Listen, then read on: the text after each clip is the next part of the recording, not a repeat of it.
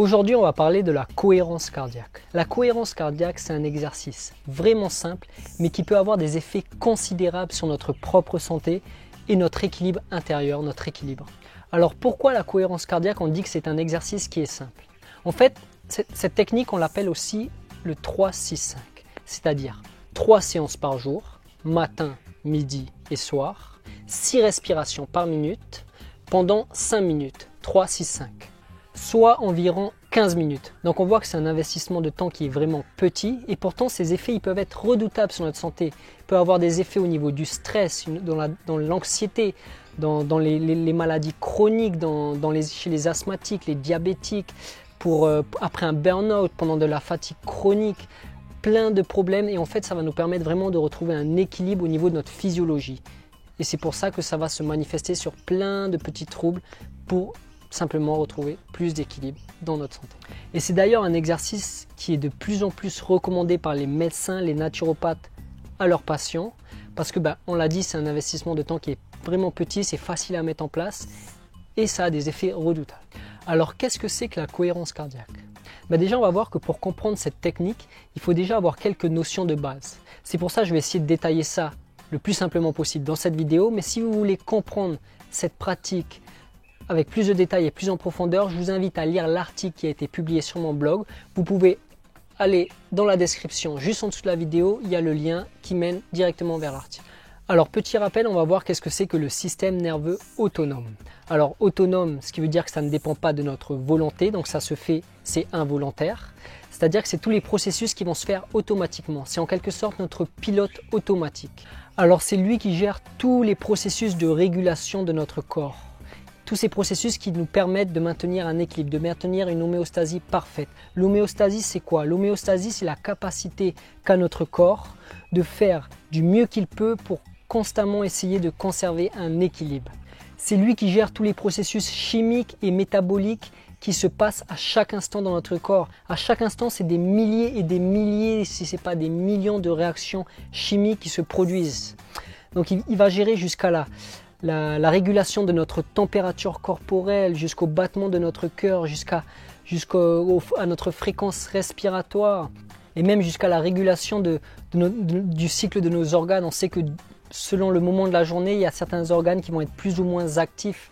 Donc voilà, on voit qu'il a un impact sur toute cette régulation automatique qui est active à chaque instant. C'est lui qui permet tout notre bon fonctionnement. Et c'est pour ça qu'un bon équilibre de notre système nerveux autonome, c'est essentiel pour notre santé. Et le système nerveux autonome, il faut savoir qu'il est divisé en deux. Le système nerveux sympathique et le système nerveux parasympathique. Le système sympathique, c'est le système qu'on appelle lutte ou fuite. C'est lui qui fait référence à l'activité, à l'utilisation de nos réserves d'énergie, à l'accélération. Là, on est dans le catabolisme. C'est les molécules qui se brisent. Là, on utilise notre énergie. Le système parasympathique, on l'appelle le système calme contact ou de récupération et de repos. Donc lui, c'est celui qui va permettre la relaxation, la réparation, la restauration. Là, on est dans l'anabolisme, on est dans la réparation, la reconstruction des molécules. Et en fait, le système sympathique et le système parasympathique, on voit qu'ils travaillent ensemble. Leurs effets sont antagonistes, c'est-à-dire qu'il y en a un, le sympathique, c'est plus pour l'activité, l'utilisation de nos réserves d'énergie, et l'autre, c'est plus pour le repos, la restauration, donc c'est un peu l'inverse, mais ils travaillent ensemble. Il n'y en a pas un qui est bon, un qui est mauvais. C'est un équilibre des deux qui va nous permettre une bonne santé. Le sympathique, il accélère le cœur et la fréquence respiratoire. Le parasympathique, lui, va calmer le cœur et il va calmer la fréquence respiratoire. Et il faut savoir que l'inspiration, elle stimule le système sympathique. Souvent, quand on prend une grande inspiration, c'est pour passer à l'action. Et l'expiration, là, elle va stimuler le système parasympathique. Souvent, quand on va expirer, c'est un petit peu un moment de lâcher prise. Donc voilà, l'inspiration, c'est le système sympathique, expiration, c'est le système parasympathique. Voilà, quoi qu'il en soit, on l'a dit, notre santé, c'est un équilibre. Il faut que nos dépenses énergétiques qui sont reliées à notre système sympathique soient récupérées par notre système parasympathique pour restaurer et réparer l'énergie du corps. Bon, ok, maintenant qu'on comprend un peu mieux le système nerveux autonome, ça va nous permettre de rentrer un peu plus dans le vif du sujet. Donc je pense que vous avez déjà tous vu les tracés qu'on voit dans les écrans, dans les hôpitaux, qui représentent un petit peu la variabilité de la fréquence cardiaque. Donc ces tracés du cœur. Et comme on le voit souvent, les tracés ils sont assez archaïques. En fait, il faut savoir que tout ce qui nous englobe, que ce soit notre environnement extérieur, sont en perpétuel changement. Que ce soit nos pensées, nos émotions, nos sentiments, nos conditions de vie, ce qui se passe dans l'instant présent, tout ça c'est en perpétuel changement.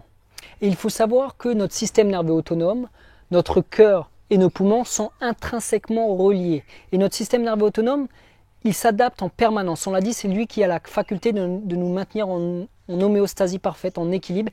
Il s'adapte continuellement à son environnement. Et ça va se traduire au niveau des battements du cœur.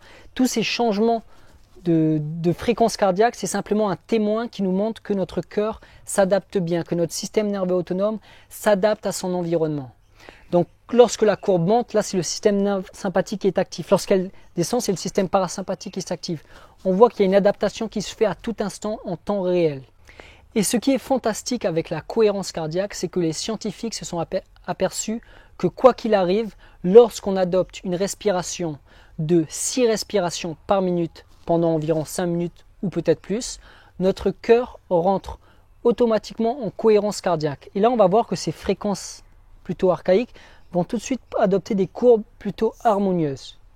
Et là, on dit qu'on rentre en cohérence cardiaque, c'est-à-dire que notre battement du cœur, notre respiration et notre système nerveux autonome, tout ça entre en cohérence et il y a un équilibre qui se crée. Et il va y avoir un équilibre qui va se créer entre notre système sympathique et notre système parasympathique. De nos jours, on sait qu'il y a de plus en plus de stress et on a souvent tendance à être dans un système sympathique qui est plus actif. Le système sympathique, on l'a dit, c'est le système lutte ou fuite. C'est le système qui nous permet d'être actif, d'utiliser nos énergies. Donc lorsqu'on a du stress, on est plus dans un système sympathique qui est actif. Et on observe aujourd'hui qu'il y a de plus en plus des déséquilibres qui se créent.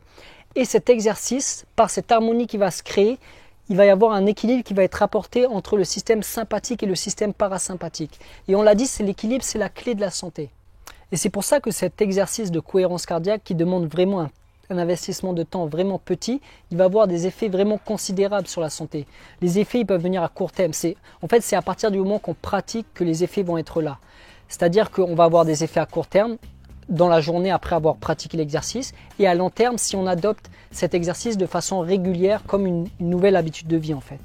Donc je ne vais pas détailler toute la liste des nombreux bénéfices qu'on peut en retirer. Si vous voulez en savoir plus, je vous invite à aller lire l'article qui a été publié sur mon blog qui est dans la description juste en dessous. Et là, je vais juste vous en citer un ou deux. Donc ça va réduire la sécrétion de cortisol qui est l'hormone du stress. Ça va réduire la perception au stress.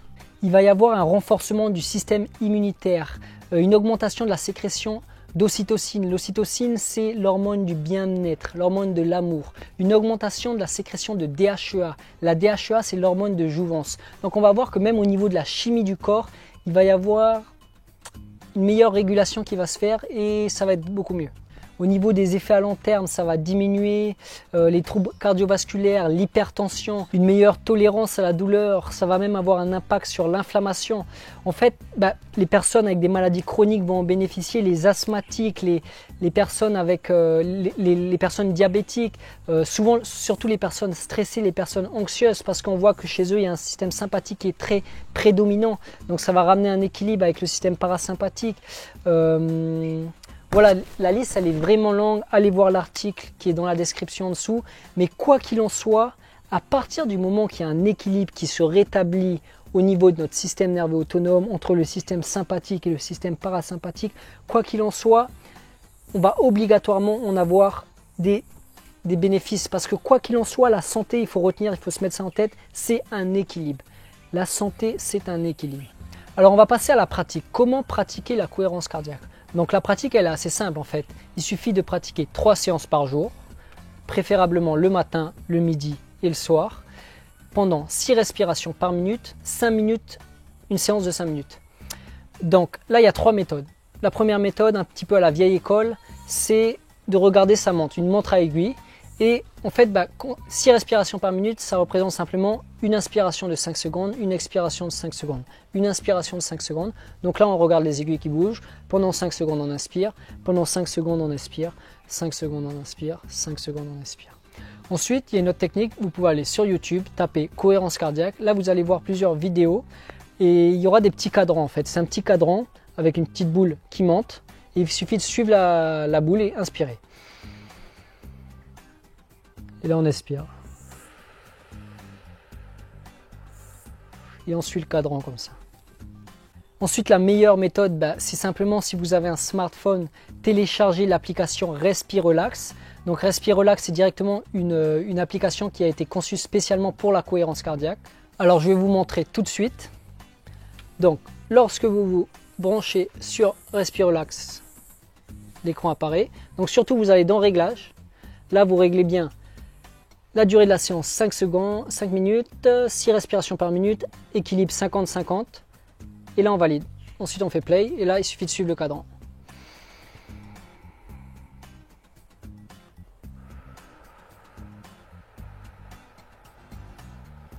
Et là on fait ça pendant 5 minutes. Et donc voilà, la cohérence cardiaque c'est un exercice qui est vraiment simple. Et ce qui est vraiment bien c'est que contrairement à la méditation qui a un impact qui est aussi redoutable sur la santé, qui va apporter vraiment un meilleur équilibre, que ce soit psychique, physique, émotionnel. Et cet exercice-là, il demande juste 5 minutes. On n'a pas besoin d'une énorme concentration, c'est juste se concentrer un petit peu sur la respiration, inspirer, expiration, surtout bien s'asseoir assez droit pour voilà, avoir une bonne posture. Et là, on respire.